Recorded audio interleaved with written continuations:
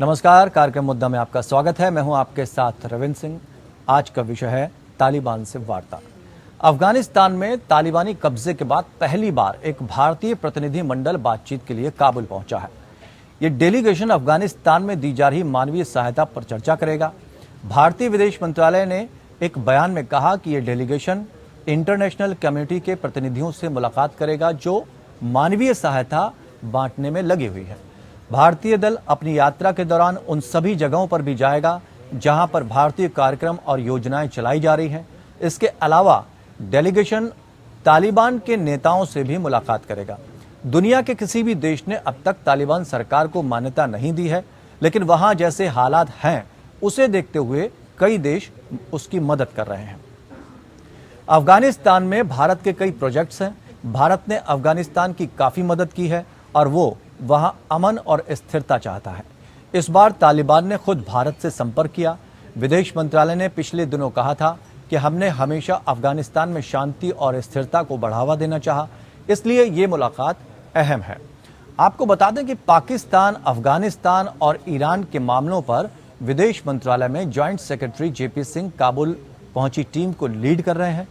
इससे पहले पिछले साल जेपी सिंह ने दिल्ली में अफगानिस्तान को लेकर हुई बैठक में तालिबानी नेताओं के साथ मुलाकात की थी।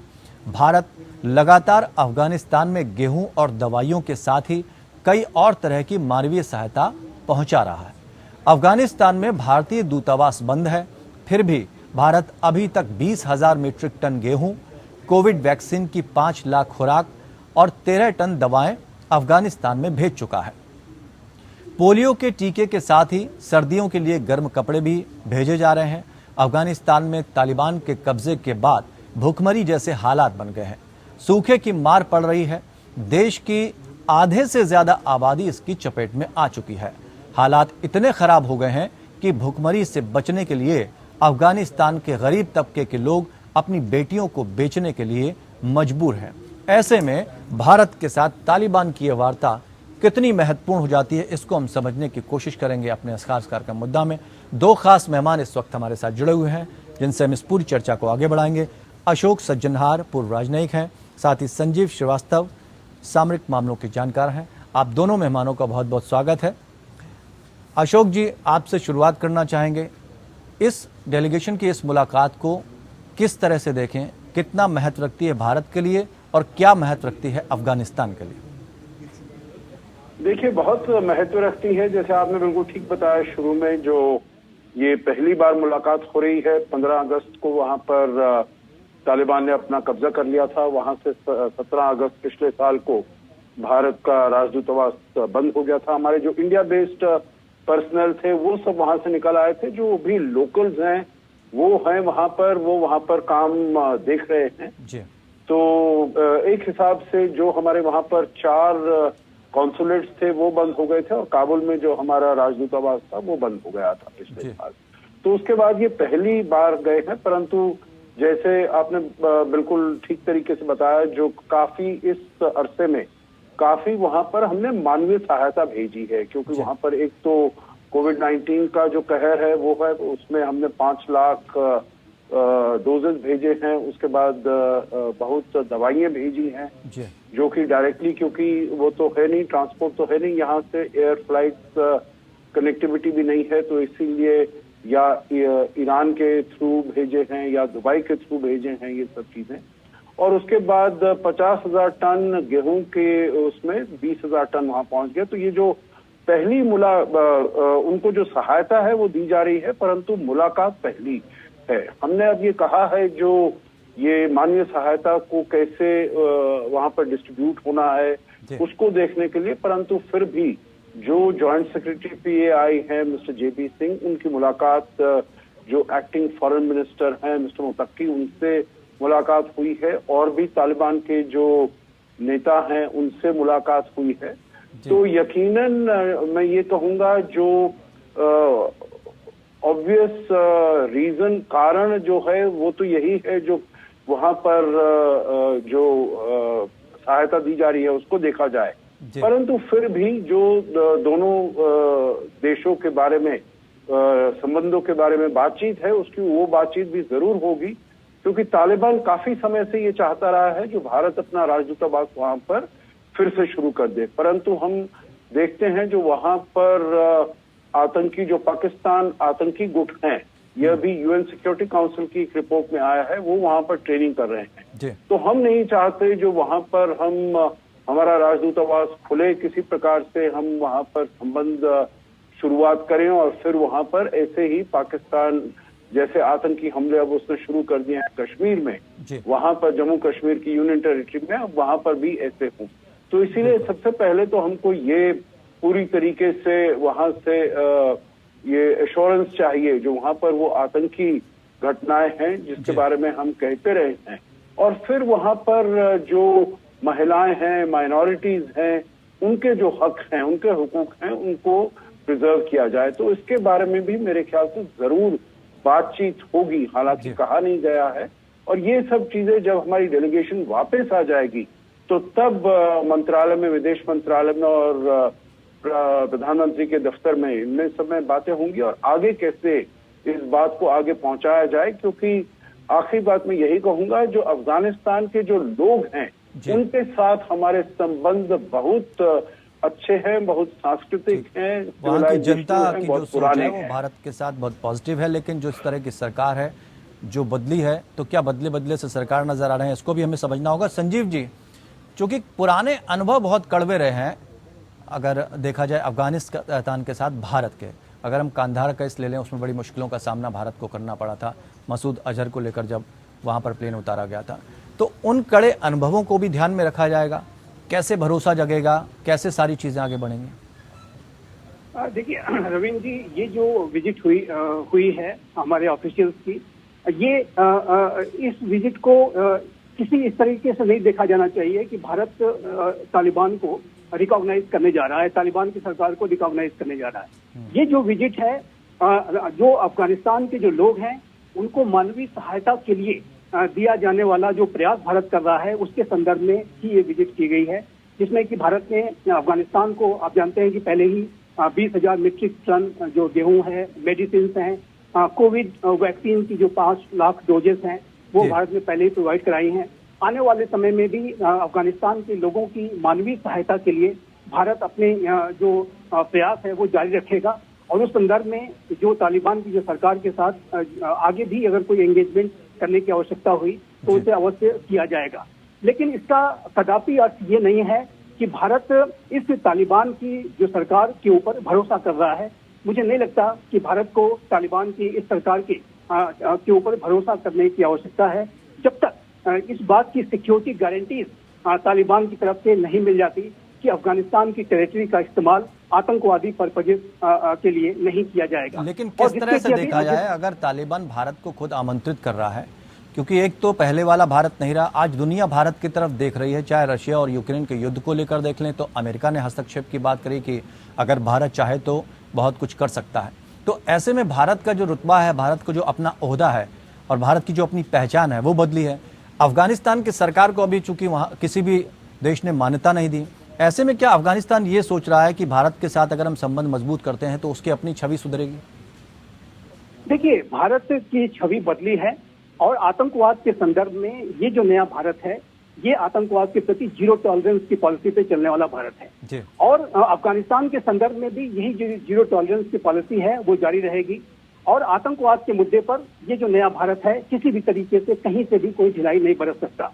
जम्मू एंड कश्मीर में भी जो घटनाएं हो रही हैं उसे रिस्पॉन्ड किया जाएगा, और आने वाले समय में आप देखेंगे कि जो भी ऐसे लोग जो कि जम्मू कश्मीर की घटनाओं के लिए जिम्मेदार हैं उन्हें टारगेट किया जाएगा, उन्हें नेस्तनाबूद किया जाएगा। ये जो नया भारत है आतंकवाद को बिल्कुल भी बर्दाश्त नहीं करेगा। दूसरा, अफगानिस्तान के संदर्भ में जो घटनाएं, जो अभी एक report United Nations sanctions monitoring committee की जो आई है उसमें ये स्पष्ट रूप से कहा गया है कि अफगानिस्तान में वर्तमान समय में 11 टेरर कैंप्स ऑपरेट कर रहे हैं, जिसमें कि 8 जो ऐसे टेरर कैंप्स हैं जो कि जैश ए मोहम्मद आतंकी संगठन के हैं, जो कि इंडिया फोकस्ड रहता है।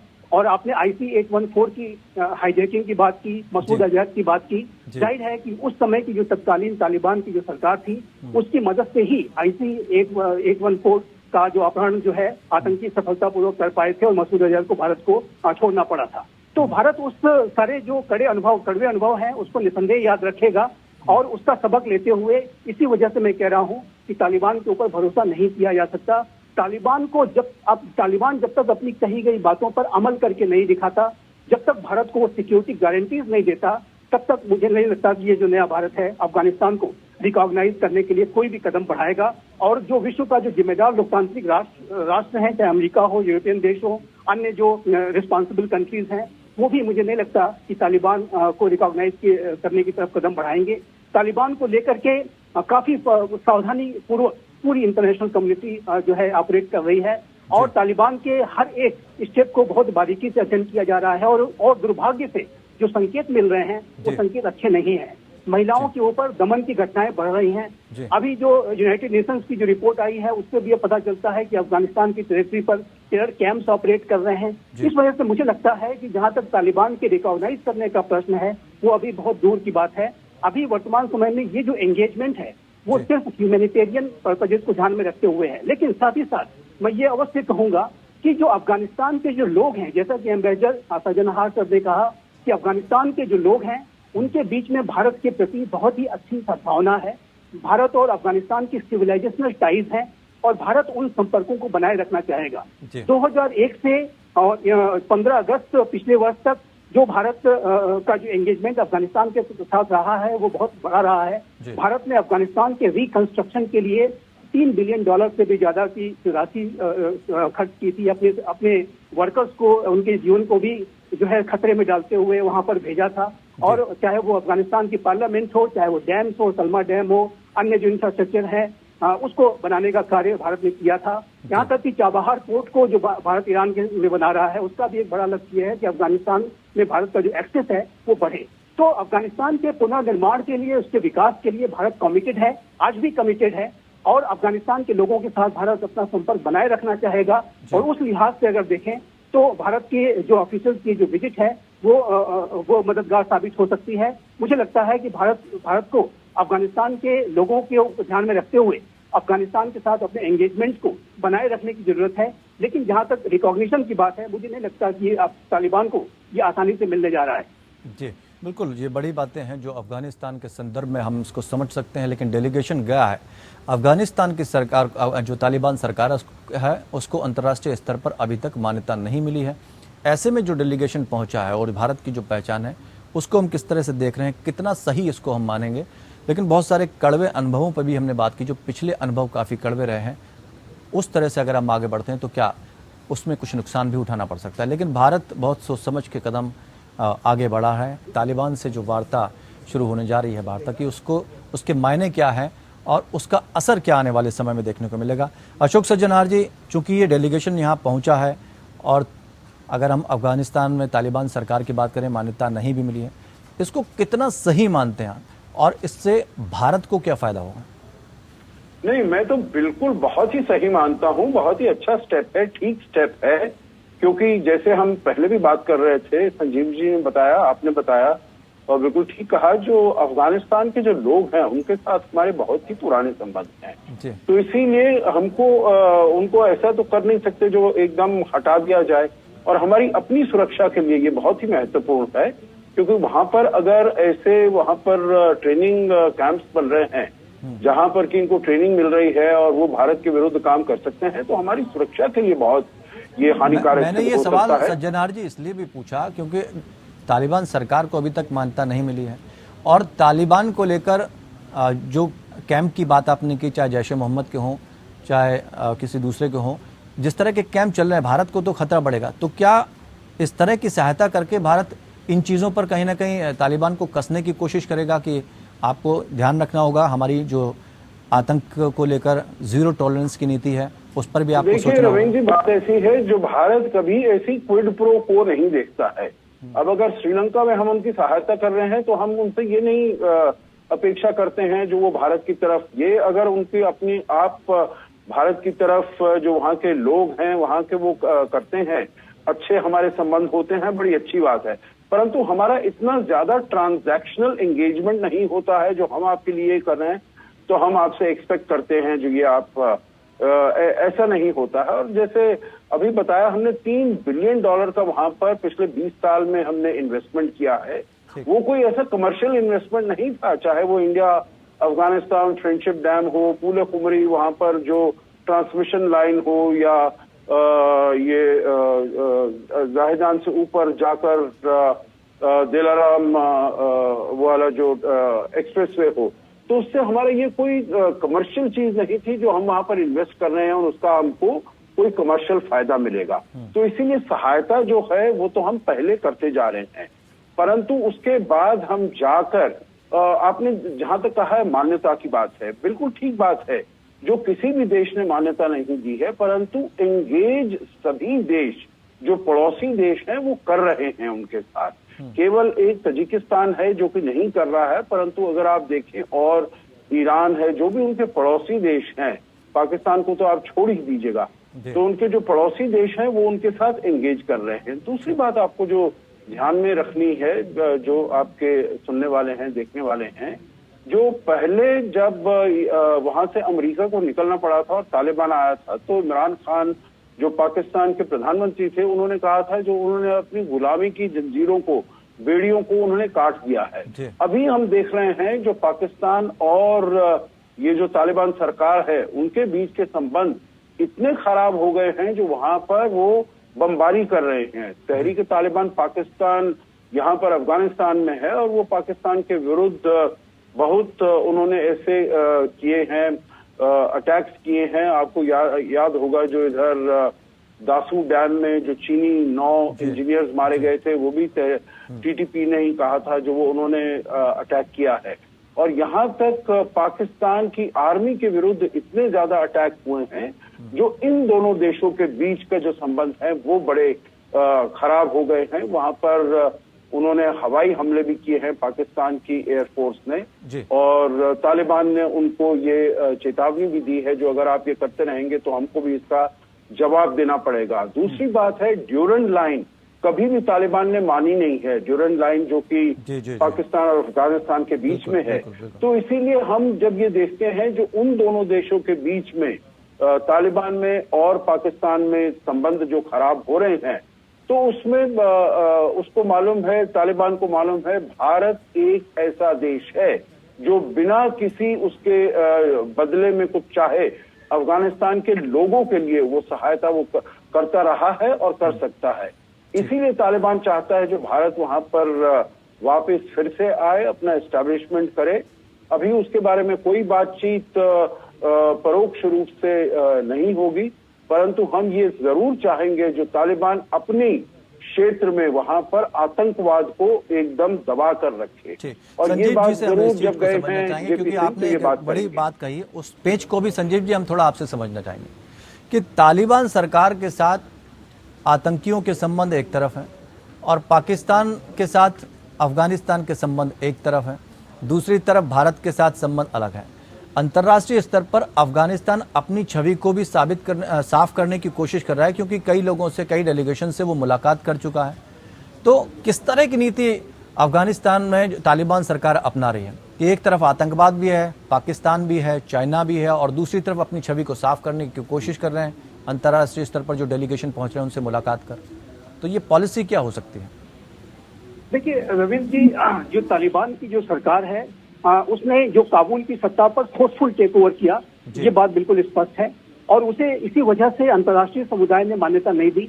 अमेरिका के साथ उन्होंने एक तरह का बिट्रेयल किया, धोखा किया। दोहा में जो वार्ता वगैरह चल रही थी, सबको उन्होंने बिल्कुल रौंदते हुए काबुल की सत्ता हथिया ली, और उसमें परोक्ष रूप से पाकिस्तान ने उसकी पूरी मदद दी, यहाँ तक कि आतंकियों को भी भेजा। और जाहिर है कि वर्तमान में तालिबान ने जो सरकार बनाई है उसका सबसे बड़ा लक्ष्य ये है कि उसको वो स्टेबल बनाए। तालिबान अपनी रिजीम की स्टेबिलिटी चाहता है और वो इंटरनेशनल कोऑपरेशन चाहता है, और जाहिर है कि तालिबान की मंशा सबसे बड़ी ये है कि पूरी अंतर्राष्ट्रीय समुदाय उसको रिकॉग्नाइज करे, उसके साथ अपने संबंधों को बहाल करे। अभी जो भारत का डेलीगेशन गया है उसके साथ भी जो रिपोर्ट आ रही हैं, ये लेकिन सवाल ये है संजीव जी कि वो ऐसा करेंगे कैसा? उनकी जो अपनी आर्थिक स्थिति है वो इतनी दयनीय हो गई कि लोग अपनी बेटियां बेचने के लिए मजबूर हो रहे हैं। तो ऐसे में उसको अपना इंफ्रास्ट्रक्चर तैयार करने के लिए भी कहीं ना कहीं से पैसा चाहिए होगा। तो क्या वो गलत रास्ता भी अपना सकता है? इस पर भी सवाल खड़े होंगे। क्योंकि कोई देश अभी उस तरह से मदद नहीं कर रहा जिस तरह से होनी चाहिए अफगानिस्तान की। देखिए, एक बात मैं रविंद्र जी यहाँ कहूंगा कि जो अफगानिस्तान के लोग हैं उनके साथ पूरे विश्व की सहानुभूति है, भारत की भी सहानुभूति है, और भारत अफगानिस्तान के लोगों को कभी भी छोड़ने वाला नहीं है, उन्हें अबेंडन नहीं कर सकता।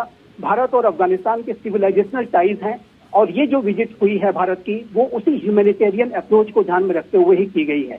लेकिन इसका अर्थ जरा भी नहीं है कि तालिबान की जो ये सरकार है उसको भारत रिकॉग्नाइज करने जा रहा है। तालिबान को यदि रिकॉग्निशन चाहिए तो उसे कुछ बातों को करके दिखाना होगा। पहले तो ये कि जो एक सिक्योरिटी गारंटीज देनी होगी भारत को भी, विश्व के जिम्मेदार लोकतांत्रिक राष्ट्रों को भी, कि जो अफगानिस्तान की टेरिटरी का इस्तेमाल आतंकवाद के लिए नहीं किया जाएगा। और जाहिर है कि ये भारत आतंकवाद के प्रति जीरो टॉलरेंस की पॉलिसी पे चलता है। यदि अफगानिस्तान के टेरिटरी का इस्तेमाल भारत के विरुद्ध किसी भी आतंकी घटना के लिए किया गया तो भारत उसका जीरो टॉलरेंस की पॉलिसी के तहत जवाब दे सकता है। भारत ऐसा करने के लिए पूरी तरह से माना जाए संजीव जी की दुनिया की नजर भी इस मुलाकात पर होगी? निस्संदेह दुनिया की नजर भी इस मुलाकात से है। और जैसा कि एम्बेसडर सज्जन हार सर ने बिल्कुल सही कहा कि पाकिस्तान तो ये कभी नहीं चाहता कि भारत के अफगानिस्तान के साथ कोई भी संपर्क हो। और पाकिस्तान और अफगानिस्तान के जो इस समय के जो वर्तमान में जो संबंध है वो लगातार तनावग्रस्त होते जा रहे हैं। चाहे वो सीमा पर जो है बाढ़ लगाने का जो कार्य है जो पाकिस्तान कर रहा था डूरन लाइन पे, उसके अलावा जो तहरीके तालिबान पाकिस्तान जो कि पूरे पाकिस्तान का तालिबानाइजेशन करना चाहता है, वो पूरे पाकिस्तान को अफगानिस्तान जैसा बना देना चाहता है, उसका भी खतरा पाकिस्तान के ऊपर बढ़ता जा रहा है। और पाकिस्तान जाहिर है कि उसकी जो आतंकवाद को सपोर्ट करने की जो नीति रही है उसके लिए भस्मासुरी साबित हो रही है। तो ऐसे में भारत के लिए ये अन्य तरीके से भी अच्छा है, स्ट्रेटेजिक तौर पे भी अच्छा है कि भारत अफगानिस्तान के साथ अपने एंगेजमेंट्स को बना करके रखे। और लेकिन वर्तमान समय का ये जो विजिट का जो अप्रोच है उसका जो आशय है, उसका जो पर्पज है वो एक ह्यूमैनिटेरियन पॉइंट ऑफ व्यू पर ज्यादा है। और स्ट्रेटेजिक उसका संकेत अवश्य है, स्ट्रेटेजिक महत्व भी है उसका। बिल्कुल, बहुत बेहतरीन तरीके से आप दोनों मेहमानों ने हमें इस तालिबान से जो भारत के डेलीगेशन की मुलाकात है उसको समझाया। बहुत बहुत शुक्रिया आप दोनों खास मेहमानों के साथ हमारे साथ चर्चा में शामिल होने के लिए। और इसलिए अंतर्राष्ट्रीय स्तर पर जब हमें चीज़ों को समझना होता है तो इस तरह के कार्यक्रमों का आयोजन भी ज़रूरी हो जाता है ताकि आम दर्शक भी समझ सकें कि जब भारत की अपनी पहचान अंतर्राष्ट्रीय स्तर पर क्या है। लेकिन तालिबान सरकार के साथ जिस तरह की मुलाकात हो रही है, जीरो टॉलरेंस की नीति, आतंक को लेकर शायद अपनी बात यहाँ भारत रख सकता है। दूसरी तरफ जितनी भी मदद भारत की तरफ से अफगानिस्तान को की जा रही है उसमें मानवीय संवेदनाएं ज़्यादा हैं और इससे ज़्यादा फिलहाल कुछ नहीं है। आतंक को लेकर हमेशा जीरो टॉलरेंस की नीति भारत की रही है और शायद अफगानिस्तान को ये बात वो बोलने की कोशिश करें। लेकिन पाकिस्तान को ज़रूर दिक्कत हो रही होगी क्योंकि भारत के आज अंतर्राष्ट्रीय स्तर पर हर देश के साथ रिश्ते बहुत मजबूत होते जा रहे हैं और भारत की अपनी छवि भी और मजबूत होती जा रही है। कार्यक्रम मुद्दा में फिलहाल इतना ही। जुड़े रहिए हमारे साथ।